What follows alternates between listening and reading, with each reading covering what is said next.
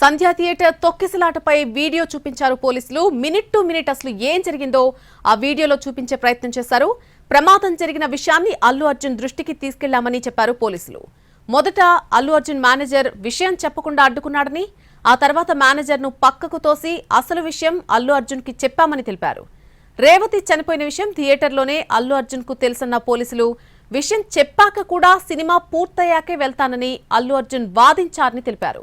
బలవంతంగా అల్లు అర్జున్ కుటుంబాన్ని బయటకు తీసుకురావాల్సి వచ్చిందన్నారు పోలీసులు. కేసు కోర్టులో ఉంది కాబట్టి ఇంతకు మించి చెప్పలేమన్న పోలీసులు వీడియో చూసి విజ్ఞులు అర్థం చేసుకోవాలని సూచించారు. సంధ్యా థియేటర్ ఘటనలో ఇంకా ఏమైపోలేదని, ఇంకా ముందు ముందు చాలా చూస్తారంటూ ఆయన చెప్పుకొచ్చారు.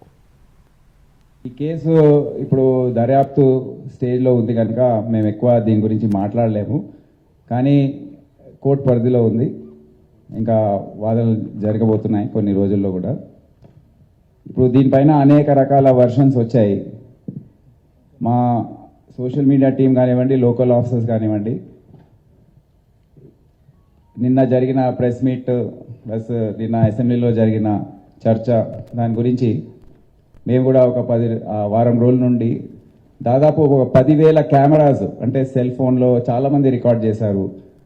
అక్కడ ఉన్న సోషల్ మీడియా, మీ మీడియా ద్వారా మీ ఛానల్స్ రికార్డ్ చేసిన బైట్స్ అవన్నీ కూడా అనలైజ్ చేసి క్రోడీకరించి ఒక 10 నిమిషాల వీడియో ఒకటి తయారు చేశారు. దయచేసి మీకు అది చూపిస్తాను. నేను దీని గురించి ఎక్కువ కమెంట్ చేయదలుచుకోలేదు. It's part of investigation. మేము ఏదైతే అనుకున్నామో, ఏదైతే లీగల్ అడ్వైస్ తీసుకొని చేయదలుచుకున్నామో మేము బయట పెట్టలేము. మేము వచ్చే రోజుల్లో మీకే తెలుసు.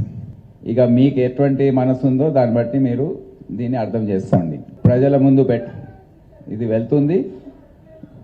ఎవరికైతే కనీస జ్ఞానం ఉంటుందో వారికి అర్థమైపోతుంది ఏం జరిగిందో.